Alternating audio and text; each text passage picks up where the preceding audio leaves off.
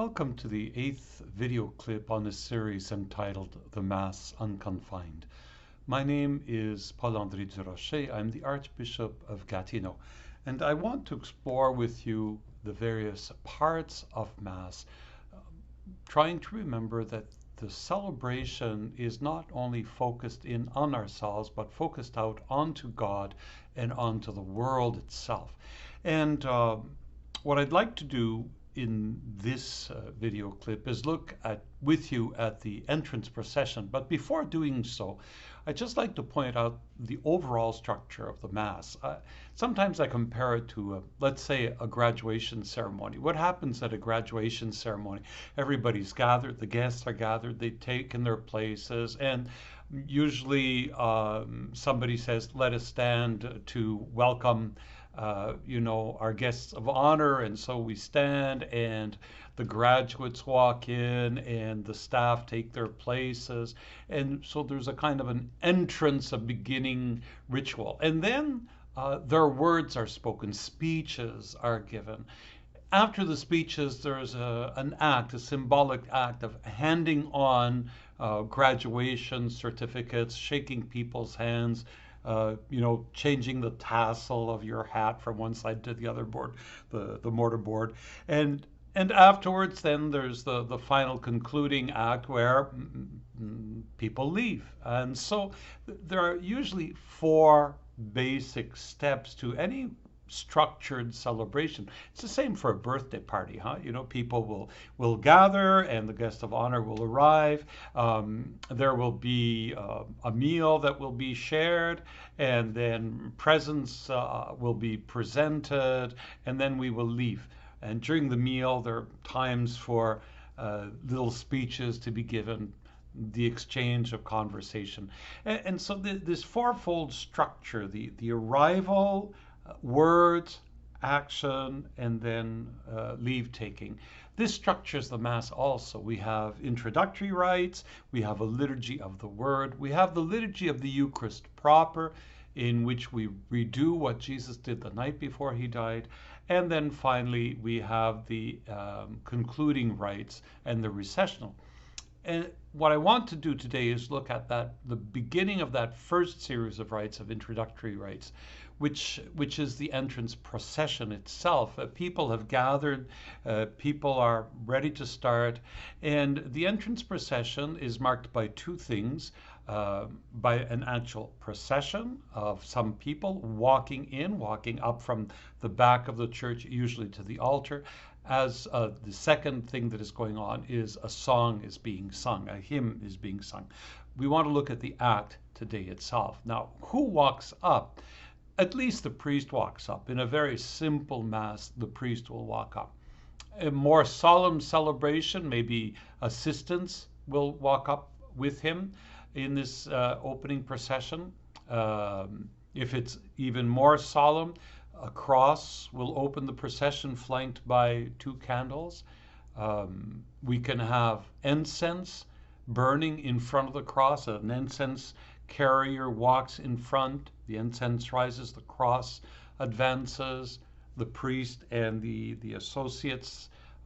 If there are concelebrants, they will walk just in front of the priest. A deacon can walk in holding the book of the gospel. Other ministers, other readers can be part of that procession. So in a very solemn procession, there can be a lot of people walking in. But foundationally, it's the priest. And I want to speak about the priest. I'd just like to point out this particular role. Everybody in the celebration who's part of that procession will play a role in one way or another during the celebration. But the priest is in a kind of a funny situation, not funny, ha-ha, but an awkward situation, because he's playing a double role. On the one hand, the priest is a member of the community, and he's the spokesperson for the community. As the community addresses prayers to God during the Eucharist, the priest will voice those prayers on behalf of the community. So he stands with the whole community as a member of that community and as spokesperson for that community. We'll say in Latin that he is acting in persona ecclesiae, in the person of the church, speaking to God. But at times, he is taking another role where he's not part of the community, but kind of facing the community, vis-a-vis the community, speaking to the community on behalf of another. And who is that other? It is Christ, because it is Christ who calls us together. It's Christ who's leading us. It is Christ who is acting, you could say, before us. And the priest then, at those moments, is acting in what we call in the person of Christ, who is the head of his church, in persona Christi capitis, in the person of Christ the head. And so sometimes the priest is speaking to God on behalf of the community. Sometimes he's speaking on behalf of Christ to the community. And that double role fluctuates during the whole celebration. But certainly one of the important aspects is to remember is that role where the priest acts as Christ speaking to us. He's embodying Christ, calling us together. It reminds us that the church assembly is quite different from any other kind of assembly, because we are responding to an invitation from Jesus. Jesus is the one who's called us together. We are not, sociologically, it looks as if we've decided to gather, or somebody has set a time and we decide to gather and we're doing this. We take the initiative, but in fact, it is Christ who takes the initiative. It is Christ who has said, do this in memory of me. So it is in response to that. And the priest represents, embodies that, you could say, that outside agent who calls us together, so that we are responding as a people to the call of Christ. The priest does this, and it is an awesome, as a priest, I can say it is an awesome responsibility. No one is worthy of embodying Christ before others, and yet we are all called to do this as baptized Christians, aren't we? We are called to be Christ for others. None of us is worthy to do this, but we are called to this by Christ. He entrusts us with this mission. And the priest, being entrusted with this mission, he needs to continually be reminding himself that though he is acting in the person of Christ, he is not Christ.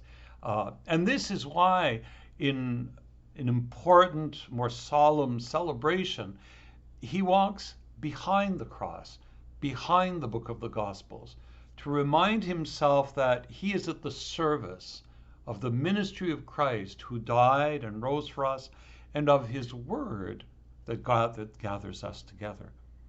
As the priest advances then, and the assembly stands to welcome the ministers and the priest, what happens is they walk up. Those who are carrying objects go and place them at their places. The processional cross, the candle carriers, the deacon, if he has the book of the Gospels, will place it on the altar. And the priest will, and the other concelebrants who are there, and the other ministers, as they approach the altar, will stop at the foot of the altar and venerate the altar. They will bow down to the altar. Then the priest will walk up to the altar and will go kiss the altar. What is this veneration of the altar about? The altar, in a sense, it has a double function. It is a table for a meal. People gather around the table for a meal. It is also an altar where an offering is being made to God.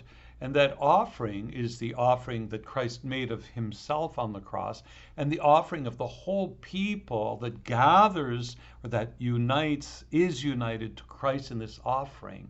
And in that sense, it's the altar of the offering. We say sacrifice is the old word, but whenever we say sacrifice, think of an offering, a self-gift, and that is the self-gift of Jesus. So this altar represents Christ, who's at the center. I'm very lucky in my cathedral. The the altar is literally at the center of the church. There are people surrounding it from all four sides. It's a very beautiful setting. But Christ is central, and so we bow to recognize Christ who is calling us, and the priest kisses the altar in reverence to it, and then goes and takes his place at the head of the assembly of the church. That is the entrance procession. It already is setting the stage for the celebration that will follow, showing the particular role of the priest, but also the role of all the other ministers who are involved. And let us not forget that we who are sitting in the pews, we also have a ministry to exercise, because the celebration of the Eucharist is the celebration of the whole people of God. In the next video clip, we'll look at the entrance hymn.